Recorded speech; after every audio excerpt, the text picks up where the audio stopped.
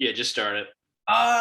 Ironlight, end of time. What does he say there? End of time. I think that there's a beauty to lyrics that are up to interpretation, and I think that Genius, as a kind of a subsidiary or corporation, whatever you call them, a brand, it's BS, man. Just let me believe the lyrics or whatever I want to believe. Can anyone just get on there and edit Genius lyrics? Because it seems like it. And I complain a lot, but I never do anything. I never change them. I've never tried, but if we have an extra, if we have an extra minute, we should get on. We should Pick a get on and song. give it a shot Pick a live. song, just obliterate it. Yeah, I'm in. All It's like right. Wikipedia, I assume.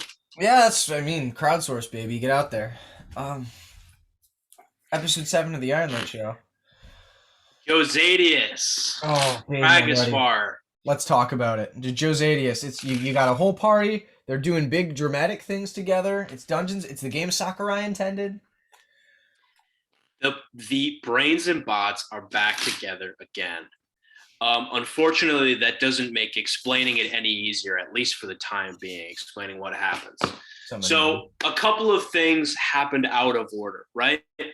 Let's zoom over and join our friends Sly Honorlock, the Water Genasi cleric feigning unconsciousness, chained Stuck to in a her wall stomach, right? next to her party mate.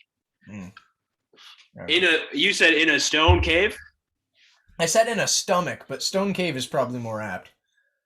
No, fortunately they're uneaten. I do like to call it the belly of the beast, though, an overused metaphor that I've chosen to let go of seconds ago. Sitting very nearby, waiting in his father's throne, Crust, Crooked Fang, the prodigal son. They bide their time. They wait. The orcs of the Iron Tribe have kind of set out a spread. They're setting out the welcome wagon, and then the walls start to rumble, and the ceiling starts to change shape. I wish he was a little bit less menacing. The Kool-Aid Man would have been probably a much more appreciated welcome wagon. Unfortunately, rather, two giant luminous serpentine eyes appear in the wall, and Cross harkens back to a dream. We're in an opera house in which his mother and father danced, waiting seemingly for him, turned into an ancient stone dragon. His nightmares realized. Pietrokos, the mountain keeper, emerges from the very foundations, the mountain stone itself, and walking down its momentous body is the king, Kalesh. He steps down. At this point, Sly has dropped the facade, and he addresses his son. They speak. And Crust is a very level head about it. And Kalesh explains, listen, I've been having these dreams, okay? It's been your mother. Your mother's been coming up in my dreams. Turns out she's an angel. She wasn't just a human. She was an angel this whole time. And I made a mistake. I made a mistake killing her. I made a mistake casting you out. And I've been given a second chance. She's given me a second chance. And I'm going to bring her back to life. And we're going to be a family again. All of this, Cross, it's been for you. It's been for your half brother, Rex. Everything's going to be okay once your mom's back. And the gears start to turn for Sly and Crust. They're putting it together that maybe there's something else going on here. Bells start ringing. Arc 1's BBEG Josadius. And the guy named after the continent, or I guess the continent named after the guy, he was having dreams too of a wonderful woman giving him instructions on how to end a war. And they break it to him. They're not dumb. They're no dummies. They explain. Listen, that's not my mom. All right, that's something else going on here. I'm thinking it might be Neome, the fiendish goddess of secrets, explains Sly and Throw that out Crust. there. Sounds kind of like a Neome thing to Yeah, me. it sounds like a Neome thing. It sounds like a classic Neome mess around. The old Shanghai swap-a-doo. Yeah. Yeah. Kalesh, That's good. adamant, uh, defensive, and honestly unwilling to hear it. Words falling on deaf ears. Um, it's hard. It's hard to spend so much time with somebody every time you close your eyes and fall asleep at night. To sort of let go.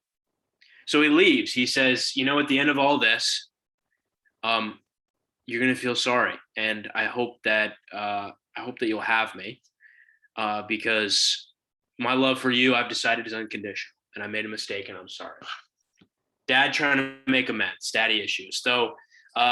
Probably not the way Cross would have preferred to resolve them. Meanwhile, we come back to Keith and Gleason opening this portal with Zechuk, the storm giant, the mist titan, into this dimension of sky and stone, archways and gates. Zechuk, the Mist Titan.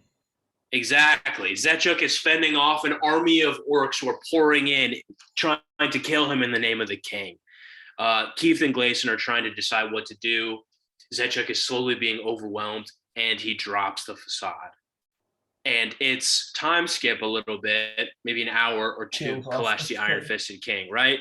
It's an illusion, classic D&D, right on the nose, tropey.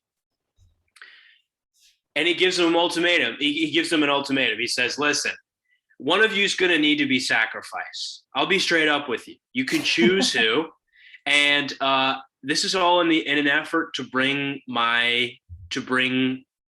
Crust's mother back. And if she can be brought back, I think there's as good a chance as not that you guys could be brought back too." So that essentially either one of you dies or both of you do. One of you is not going to leave here. It's up to you to choose who. Keith and Gleason make a choice. We launch into initiative. And it's up to, cycling back, Kartikeya and Greg's previous character, Azaki, teleports into the throne room. Sly, Crust, Pain, one of the king's elect, the King's Guard is there. The fighting breaks out on two fronts. I'm talking dual D&D maps, and this is a perfect segue into behind the DM screen. Wait, was it one initiative, and you've got two fights going on? Exactly. One initiative, two fights going, two maps. Always wanted to do that. Always.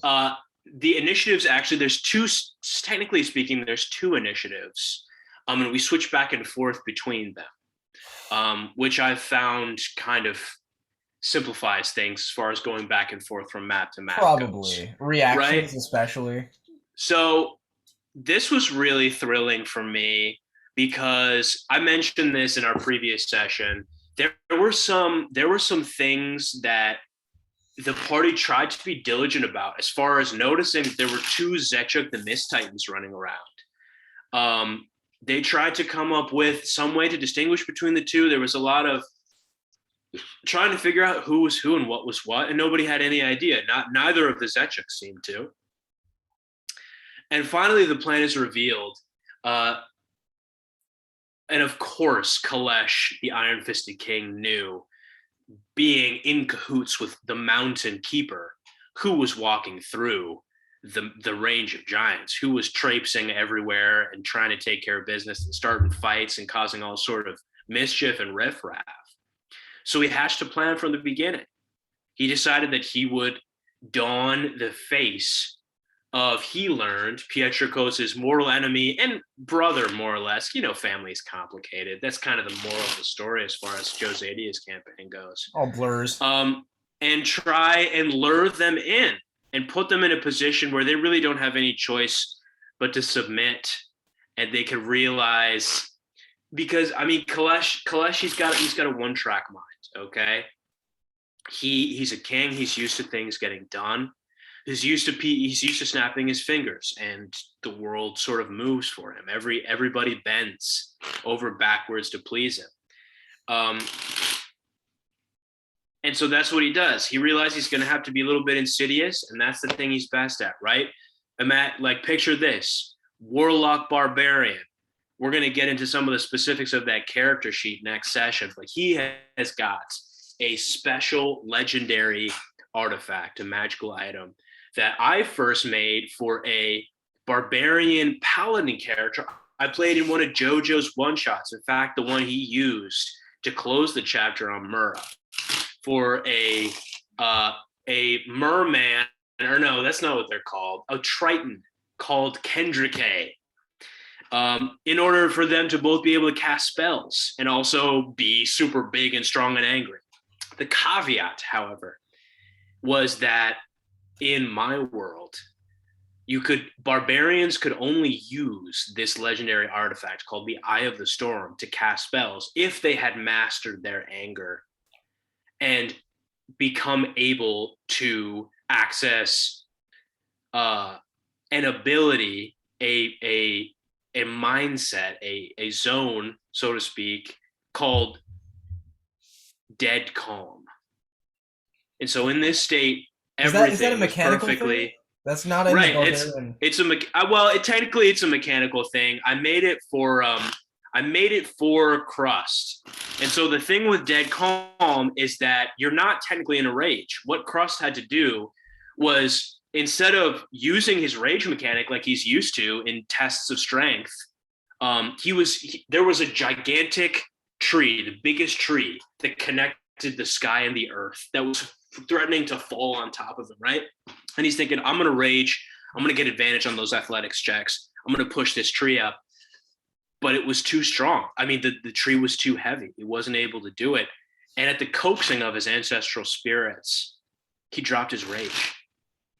And he became like the water.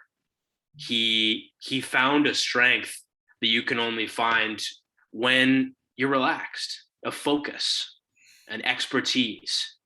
And so cool. My man rolls. Cool. Yeah, it's dumb, right? Mechanically, what happens is he essentially gets reliable talent on all strength-related ability checks. He literally can't roll below 10 on strength-based checks. He's a god of strength.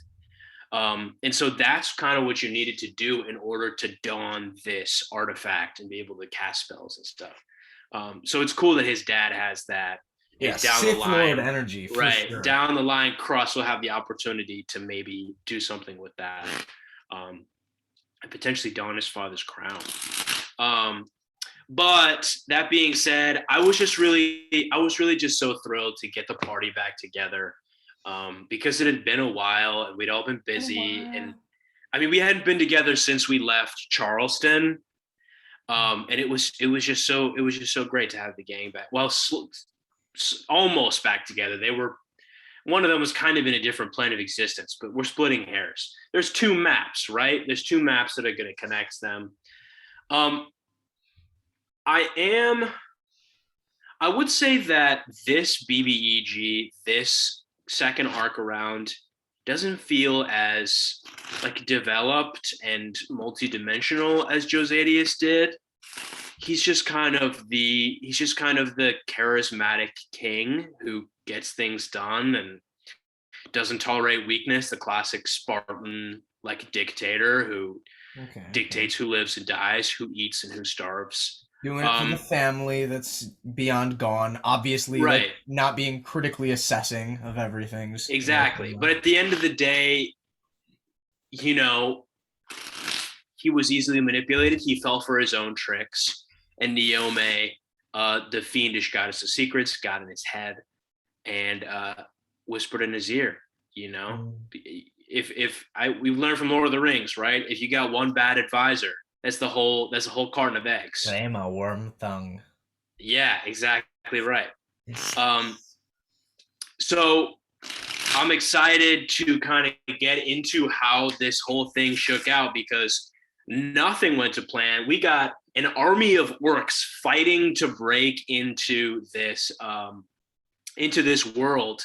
We got two, if you'll remember, Kings Elect that Keith had earlier suggested to join the fight when things got hairy somewhere in the periphery. We got Azaki and Kartikeya teleporting into a room with yet another one of the king's Titan orcs. And they're going to have to somehow find a way to each other. And that's Josadius. That was the session. That's sweet, man. You fall a little hard on tropes, I think. I don't know. Do you get that energy? Yeah, 100%. I think tropes are really fun. Same. And I think every writer has to hit on tropes before they can get into the meat of it. The stuff that sort of is thrillingly authentic and genuine and unlike anything else they've ever seen. And there's no way not to, of course, right? You've got exactly. The 7 westerns are like 7 story types you can't avoid in the genre. You can boil all stories down to the story, right? Which is hero or heroic force is existing peacefully, gets launched into some secondary world, goes through a road of trials, goes into the underworld and comes back, or faces some personal crisis and comes back, and then goes home changed. Exactly, the hero's journey. Yeah. I mean, every time somebody asks me if this is an original story, I go like, yeah, in the same way that everything everyone ever makes is just loosely based on everything else they've ever seen. Maybe I don't need to step back too far, but I don't know. I love the Greek tragedy of the corrupted father. You see it coming, sure, it's a loud bullet, but if it wasn't a good story, we wouldn't tell it so often. Plus, my characters have a great time writing daddy issues. That's what D&D is about, is writing characters with daddy issues and letting those either go up in flames or resolve. Either way, it's gonna jerk some tears, it's gonna cause some feelings. And it's a great way to really elicit some engagement. I mean, sure. Yeah, if you can psychologically profile your players before you get into the campaign and just find out, all right, should it be a sister thing or should it be a mom thing or should it be if you strike the right nerve, I mean, you're there. You're in.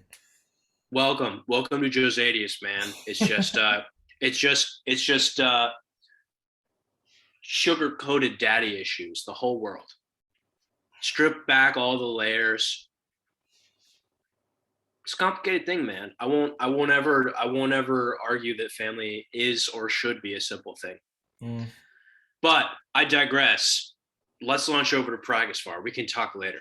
A digression and a half. Oh boy, am I stoked to pick up, and this session started out real rough.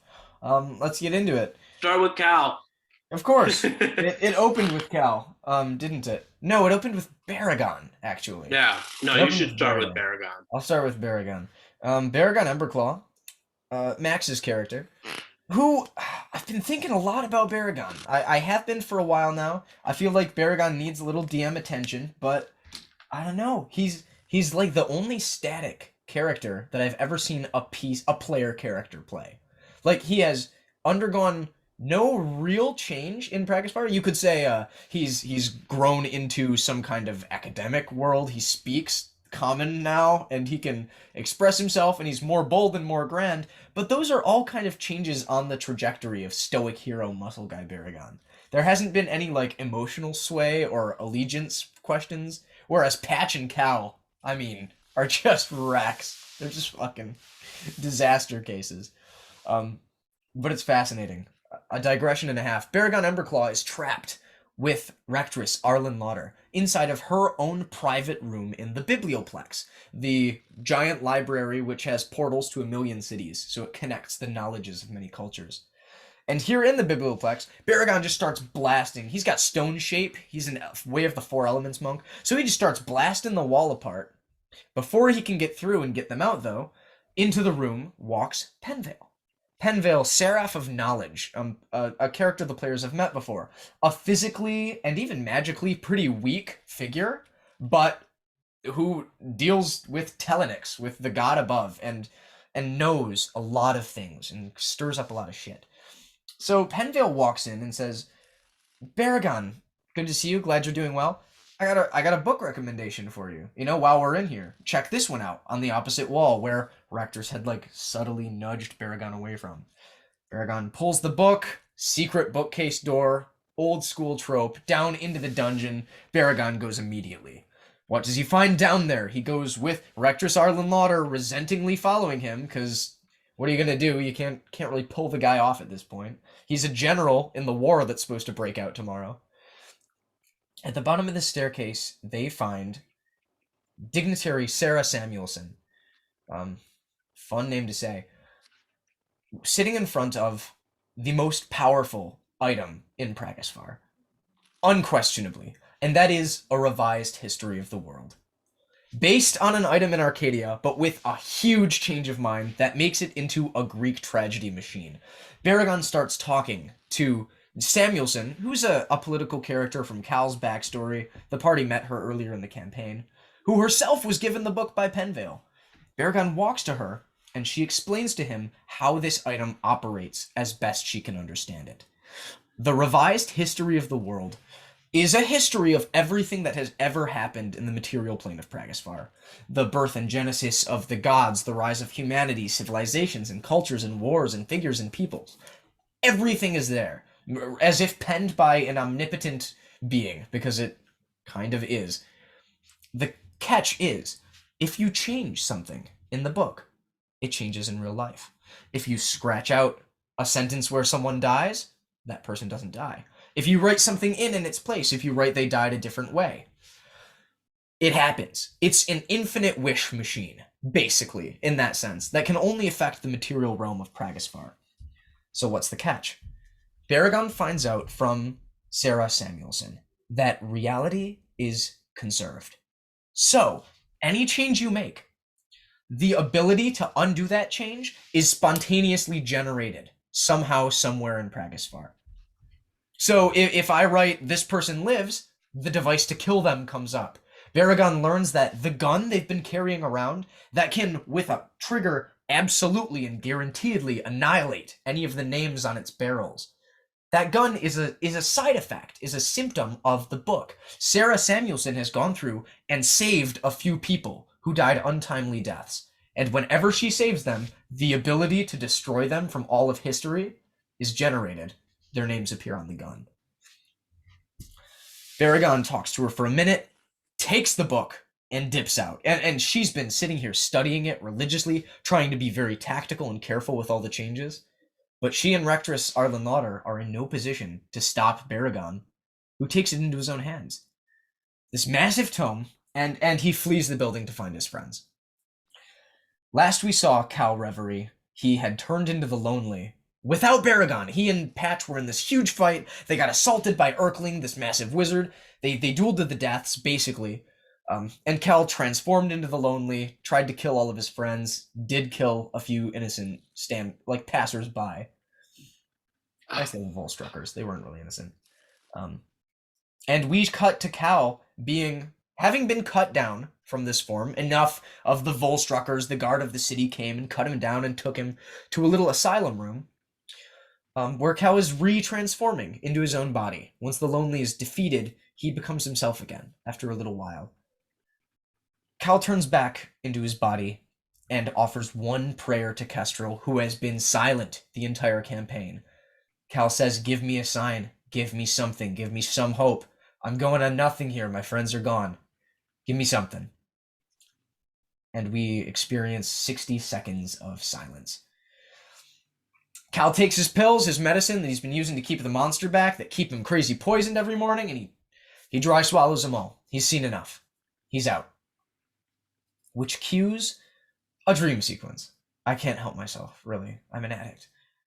Cal comes to at the fountain where he had a secret passageway where when he knew he was going to transform, he'd go down into this little prison cell and just wait it out alone where he couldn't hurt anyone.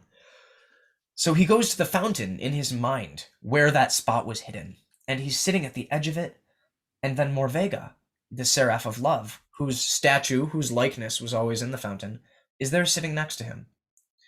Gives him a little spiel about how his prayers have been misguided. They have been to the wrong place.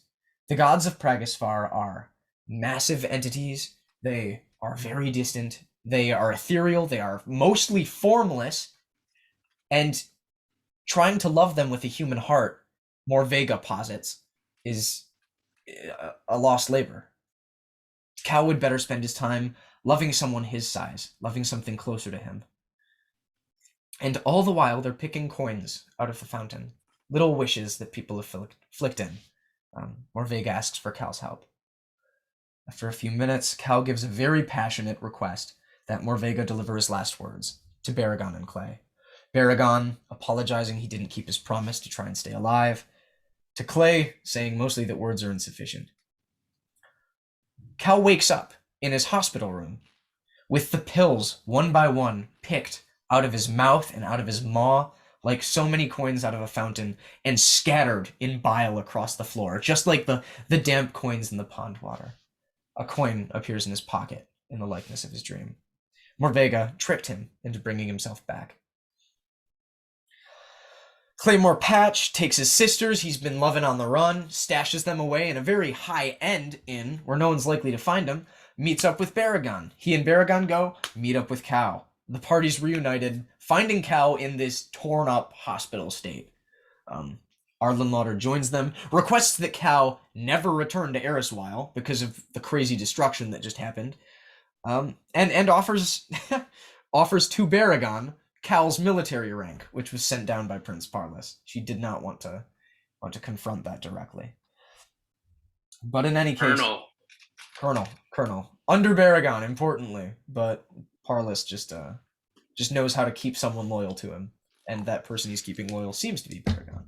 In any case, the big fallout from this, how the session spent most of its time at the end, was the party going over this shared item, a revised history of the world. Baragon kept it hidden at first. He was subtle. He lied to cover his tracks once about it. And I thought, finally, big stoic man Baragon's coming down and rolling around in the mud, baby. He's gonna lie to his friends. He's gonna try and make all of these personal revisions to history with obvious massive consequences, and the party's gonna face the consequences together. I'm like, this is where Baragon finally takes a stand, and no, he does the right thing.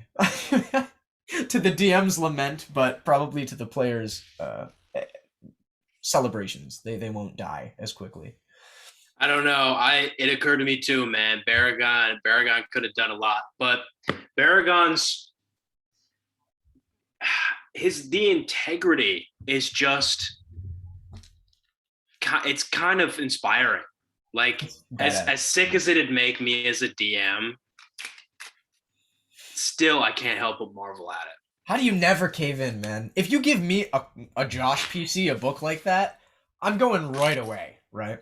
So I mean, the way I see it was, well, we'll talk about it, but Baragon already had his whole family killed.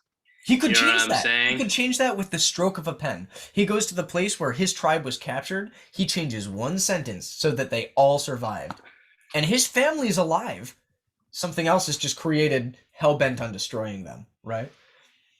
Baragon, he's just somebody who's grieved in their own way. Maybe things would have been different if everybody had beaten the dust, a day before he found the book. But we happened upon a Baragon that was already a changed man, all the better for all his loss. Absolutely. Genuinely. Well, he had a lot of rage still at the start, and still it flares up, but no, I generally agree. He handles it very well. Very maturely, which is kind of cool. Mm-hmm. It's different.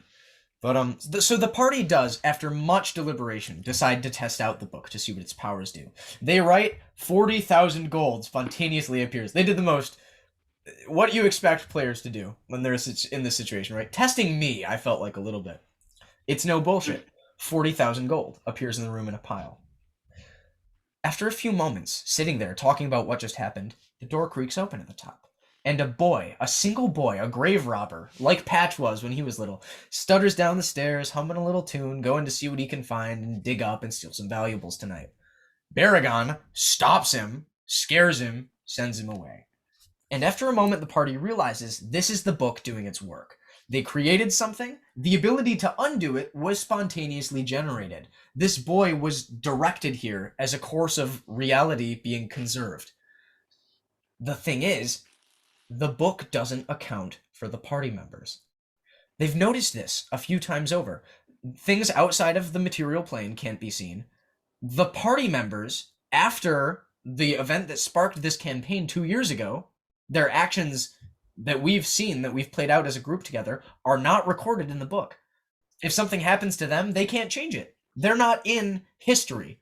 Cal writes, Cal Reverie exists in the back of the book, and the ink sinks into the pages, a la Tom Riddle, vanishes. It doesn't work. He cannot write himself into the book. The party cannot change things that they have done, and they don't know why. This is... And then that's mostly where the session ends. They get up and they ride towards Prince Parlous outside of Eriswile, where there's going to be an aerial combat next session. But this is my favorite magical item I've ever come up with. It is a Greek tragedy machine. Its very premise begs that you change whatever it is you want in the world and suffer because you want it, right? It's so symmetrical. It's so appropriate. It is poetic justice in the book. And there are reasons that the party isn't mentioned, that other people, like Arlen Lauder, has chunks of her story missing. There are reasons why those chunks specifically are gone, that the party doesn't understand. There are reasons that the reciprocations take the forms that they take, and the party doesn't understand that at all. I've designed Pragasfar for a long time, knowing that the party would encounter this book. And sort of building the world around its paradigms. There are things that have happened to the party members as a result of the book that they don't realize are results of the book, and they will. So it's going to be so much fun when they see those edits and they're like, oh, that happened as a consequence because reality is conserved, blah, blah, blah. It's going to make for some sweet head games. But maybe not next session. Next session, the war begins. This is all behind the screen. Next session, the war begins. The party's going to be in some pretty tough situations in the air. There will be last-second negotiations. There will be combat negotiations attempted as kind of a gesture between these two great world leaders who are both hell-bent on fighting each other. And I cannot wait.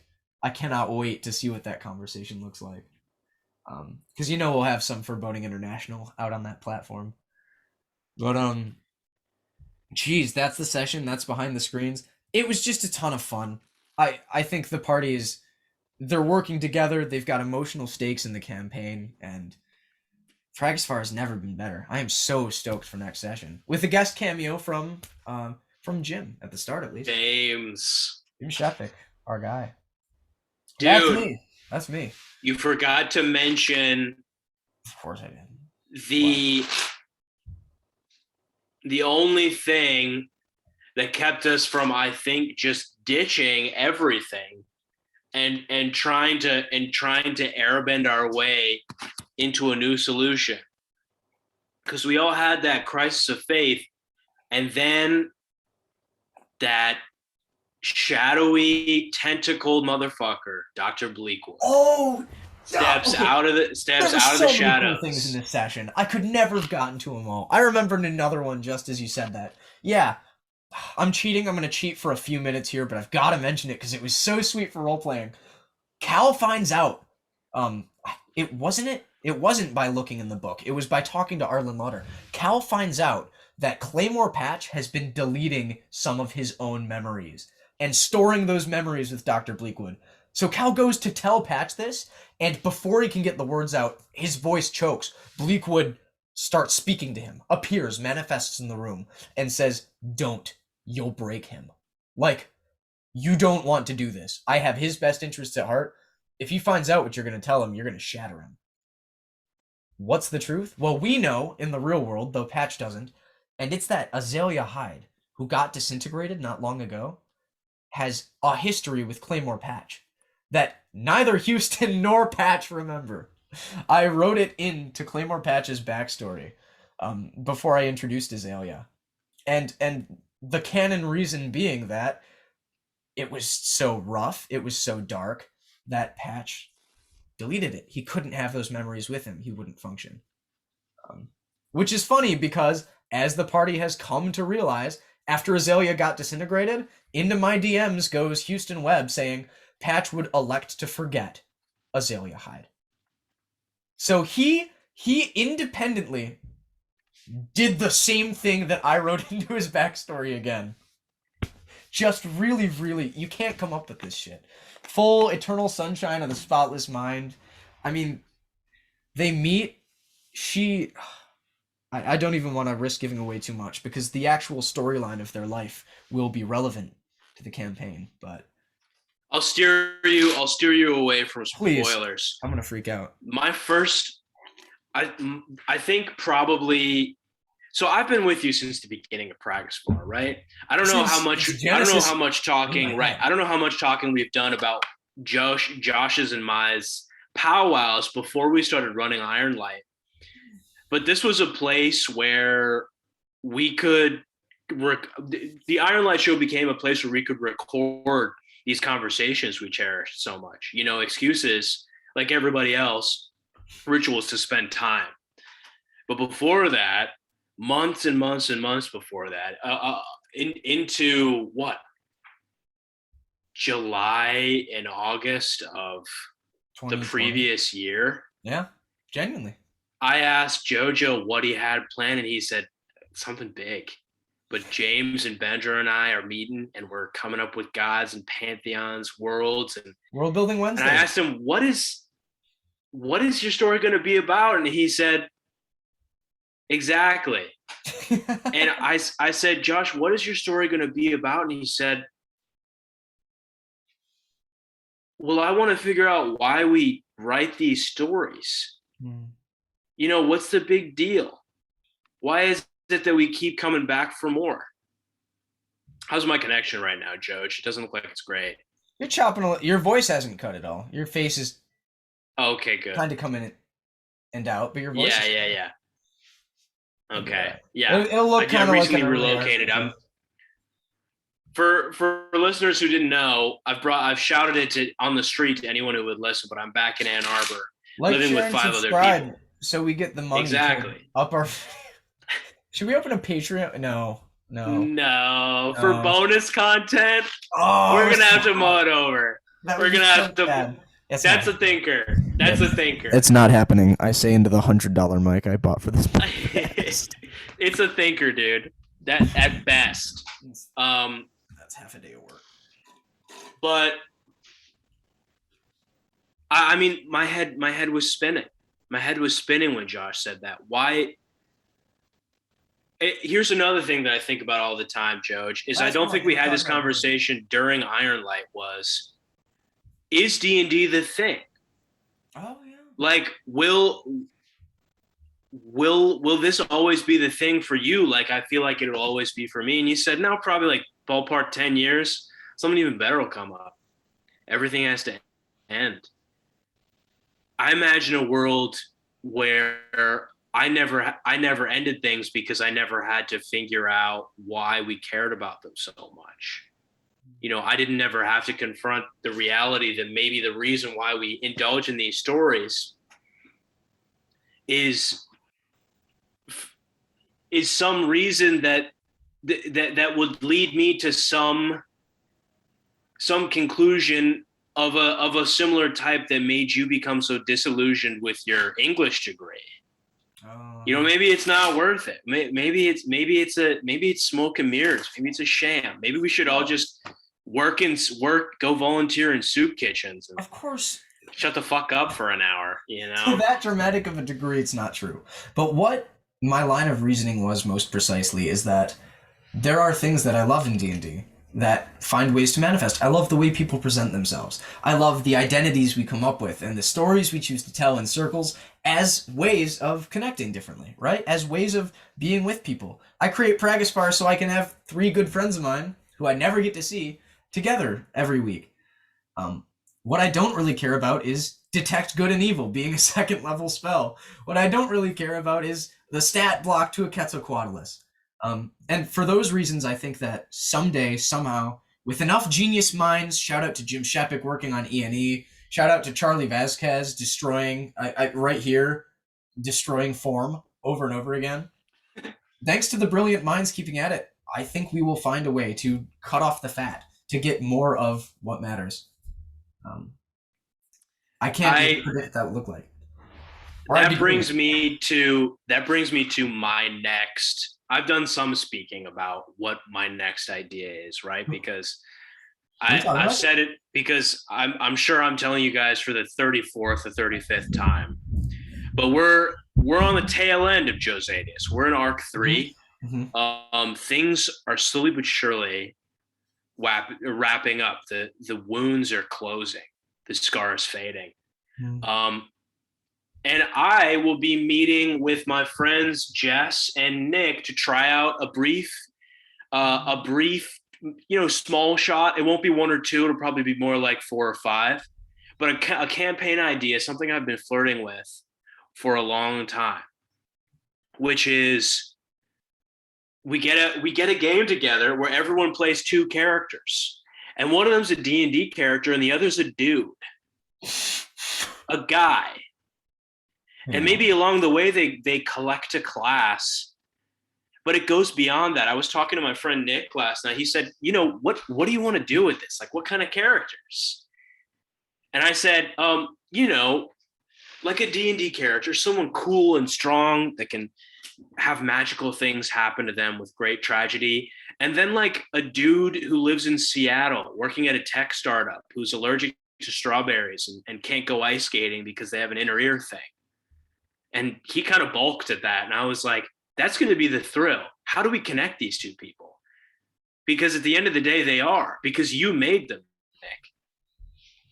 It's your story. All of them. It's our stories. Every character we've ever pretended is different from us, is just, it has more in common with us than we could ever really deny. How are we going to connect those characters? What's the point? What's the point of making all these characters who are stronger than us escape reality? I've never written, Josh. I'll kind of break out of the poetic waxing. I'm impressed. I've attempted to write realistic fiction like 3 times in my life. Sure. Likewise. It's Probably just similar. regular people, you know, filing their taxes every year and All and right. and having a an awkward conversation with a coworker that they need to sort of parse out with a friend, but that never gets resolved. So there's always just this sort of, you know what I'm saying? Like it's I thought I did. Well, I'm with you. yeah, no, you get it. Point being, there's something more interesting. There's something interesting about those stories that the fantasy that I write will never even touch if I don't start to flirt with the reality, bending the boundaries between, the things that we cherish that are real, and the things that we cherish about D&D, marrying them, trim the That fat. that mere Exactly. suggestion is yeah, tangential to the entire thesis of Pragisfar. I mean, that is I think that you independently, without my influence, if I left your life and I erased the part in the book where we had a history together, I think you would independently come to the conclusion to leave D&D at some point in the coming years, just based on the way you talk about it and what you love and the project you're doing now. That's awesome. That's really, really. This is the first I've heard of this. Hey, who knows? I'm kind of trying to go into everything with an open mind. I just I don't know, a revised history of Ann Arbor. Write it out. Hey, if you wrote yourself out of my story, some force would intervene and somebody else would enter it and have caused some other schism, or maybe the same one. Something would shove me right Um, back at you. Yeah. but we tell stories, and I think what I didn't understand until now is that you weren't so eager to just let go of interactive storytelling. It was more like Jeremy Crawford. I don't know. It kind of feels like when we play D&D, Jeremy Crawford is sort of playing too. Like Explaining he's how the polymorph ultimate works. rules lawyer. Yeah, yeah, yeah. I He's love just that. like kind of sitting at our table and joining us. And we are getting, you and I both, you probably a little bit more than me, are getting sicker and sicker of just this random guy showing up to our sessions. um, and wonder what life would be like without him. You know, that toxic player that we all kind of have to have a conversation with. But then, Charlie, once you propose that, we go to a small, dark wooden bridge in a part of my mind where I don't like to go very often, which is I have lived without D&D. I've gone without it for months at a time. Houston doesn't talk to me. Max doesn't talk to me. You talk to me less. I mean, so the matter of fact is, Jeremy Crawford has rippling abs and a brilliant mind that people flock from all around the world to see, because there is some appeal to the grandeur of D&D or to the cycle of it.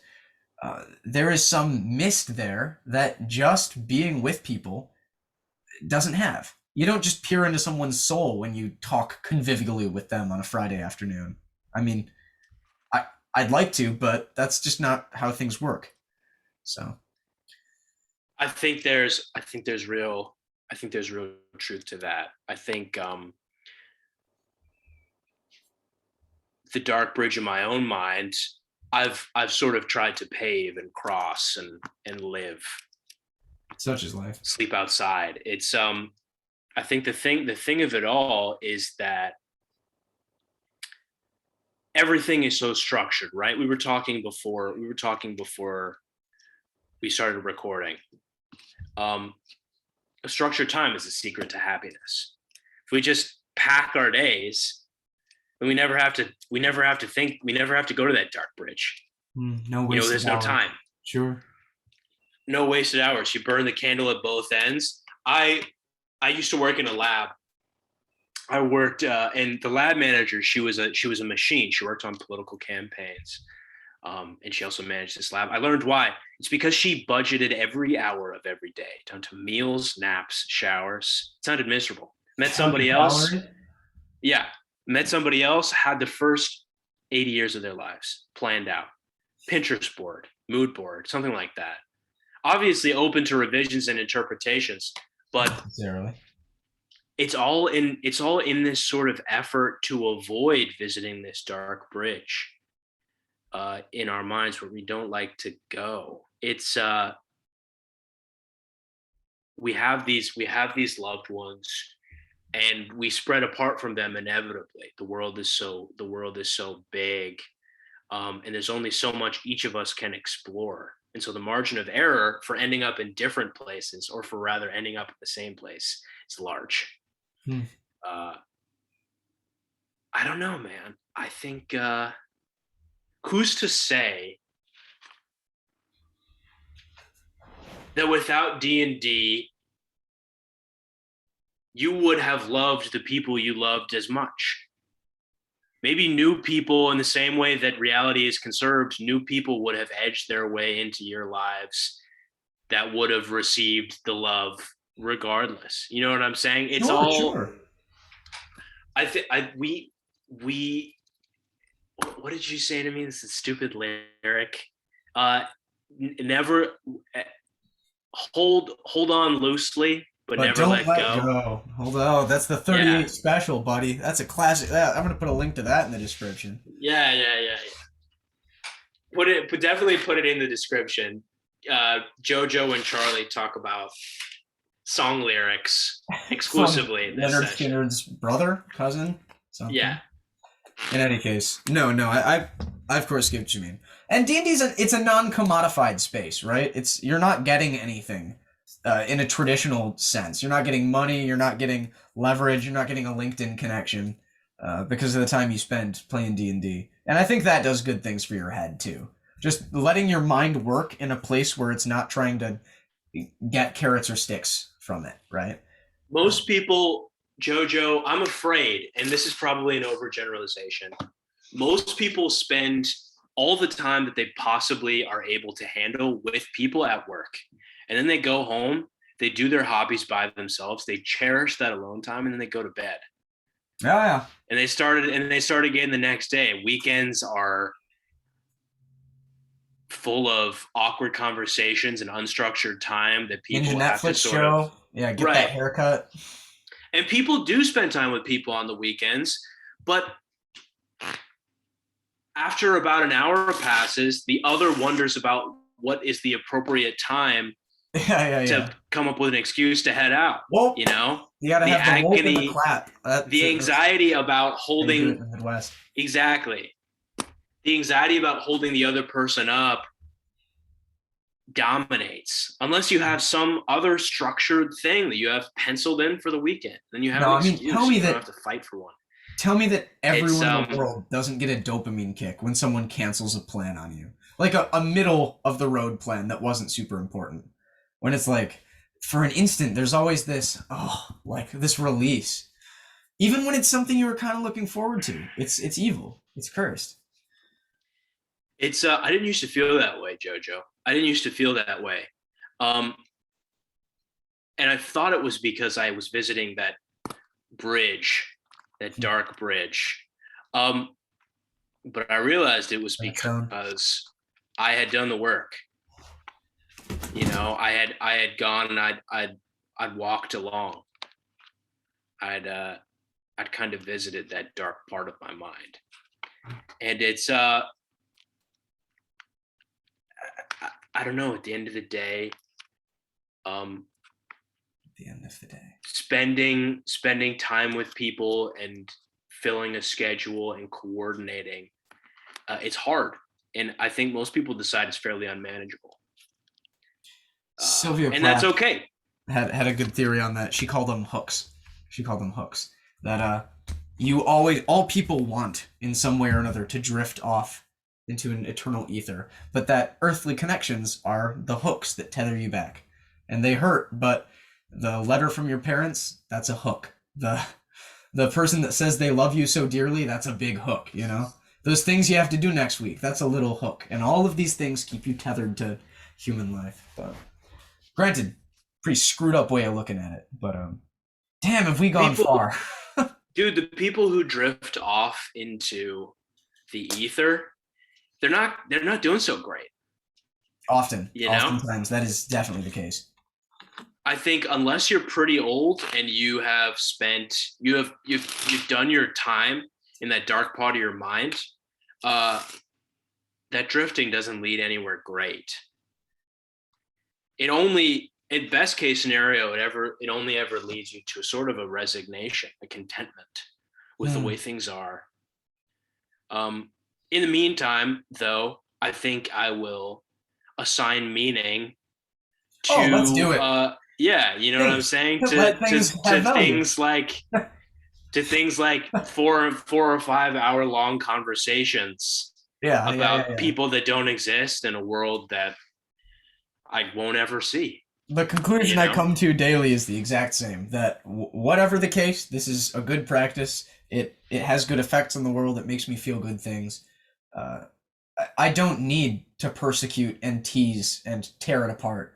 Sometimes I can come up with a dumb pun for a band name, put them in a tavern, just roll some pretty math rocks, man. Make them click clack. Exactly. Life's okay.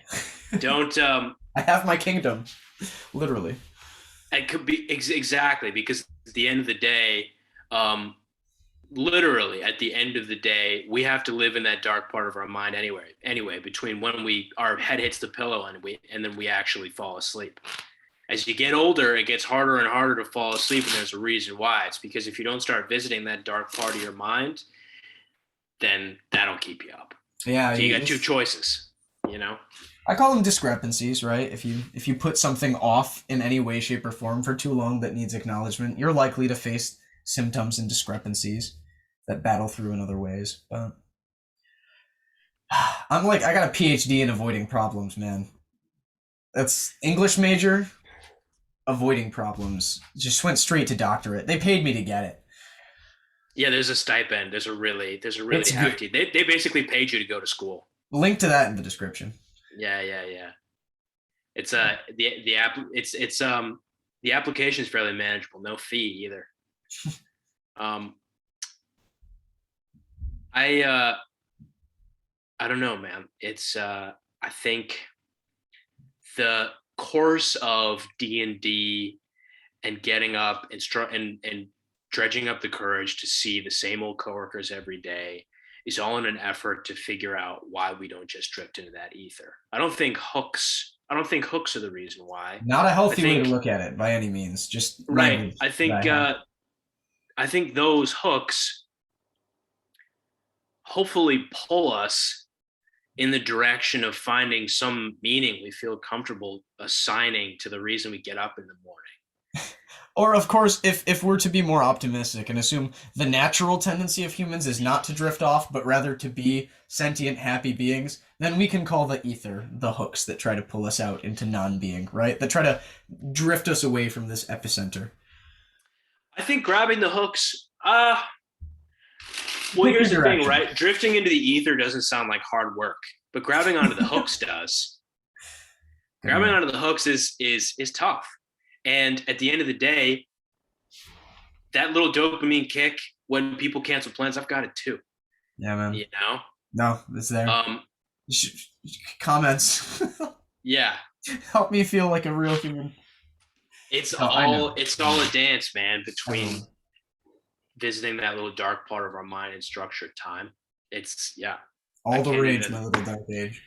When I was in New York, we've got like 6.5 minutes left, probably a little bit less. We'll call it a soft 5. Soft 5, flaccid 5. When I was in New York, like 3 or 4 months ago, would have been in July, I went to go see my old RA from North Quad back in undergrad, sophomore year. His name's Sunjay. I'll send this to Sunjay. I listened to one of his podcasts. He should Give him the timestamp because we went real dark. Yeah, like we went 20 real minutes. dark. No, I think you'd like this. I think you'd like this. Hope you're doing all right there, Sunjay. Hey, Sunjay. He said, listen, when you move to a new place, it takes you about a year to find a group of people. And I was like, what do you do in the meantime? And he said, I don't know. You kind of find those excuses to get away, and you fuss about taking up too much of people's time. But at the end of that year, you're comfortable. You got that rapport. You just waltz into people's homes and don't worry and trust them to tell you when they're busy and tired. And that sort of companionate comfort, it's hard, and it's based largely on coincidence, because it can only exist with if you can pretty much just enter into their space with not very much work. And the difference between that and you and I and Max in Houston is that it's quite a drive. In some places, a flight. Shout out CDMX. Yeah. To bug each other. So I don't know, man. Spaces. I spent a lot of time lately thinking about how most of the things we do is just going from one place to another. In a cocktail party. Well, in physics, work is measured in displacement, right? So right. It's as good a metric as anything for how much work has been done. It's kind of lame, and so I choose not to assign it that meaning. You know, Good enough. dancing, right? Literally 1 degree of separation from just moving from place to place. Put a little spin in the step. Why not? Pivot. Exactly. Pivot. Okay, we have about 2.5 minutes to turn it around and end on a positive note. I spin everywhere I walk. I mean, no, it is a positive note, because under the weight of all of these things, you see people do the dumbest shit every day and just have a blast doing it. Like, yeah, the universe might end in a heat death, but today I saw a kid, like, try to juggle 3 basketballs. He couldn't do it. It was awesome. He had so much fun. I mean... I bought a hammer today. You bought a hammer! Never owned a hammer. That. What does that imply about you, Shirley? You're the kind of guy who's going to go out and buy a hammer. You're going to say, I need this often enough. Just going to use the butt of a knife or something. It means my mom's right. My mom's real handy, and I've always admired that about her. So I figured, never too late. Did that go through your mind, buying a hammer, or were you like, shit, I need to buy a hammer? Let's go. Oh, you didn't. Like all things, Bobo, it's a little bit of both. Good enough. Sprinkle it too. Closing remarks. By all means. Buckle up, because I still have yet to send an episode of the Ironlight show to my party. Boo! Buck Boo, up. right? Let's see Super it. boo. Come on, I man. moved, You don't have I such a moved backlog at this point. recently. Yeah, You're all right. Good. You're right. Good job. I Sending a I'm link is excited. hard work. I'm excited for them. I'm excited for Nick and Jess. Shout out you guys. Hopefully you see this someday. Hopefully we open up that Patreon. In like March of 2022. Yeah. Josh, what do you got? For closing remarks, we went off the deep end, but this is what you think about when you go to sleep, right? And these are the kinds of thoughts that no academia guides us through. So I'm glad, very glad, to have geniuses like you at hand, Charlie. Not in the traditional sense. I won't mention physics again, but genuinely, it requires a kind of attention and thought that, I mean, it's a muscle, I think. I think you got to build it like anything. So here we are, pumping. Ironlight show. Did you think about it? I hope you did. It's season 2 is going to be Ironlight show. We're changing the spacing. He sold me on it. So until such a time. I'm impressed. Goodbye. Bye, Jack.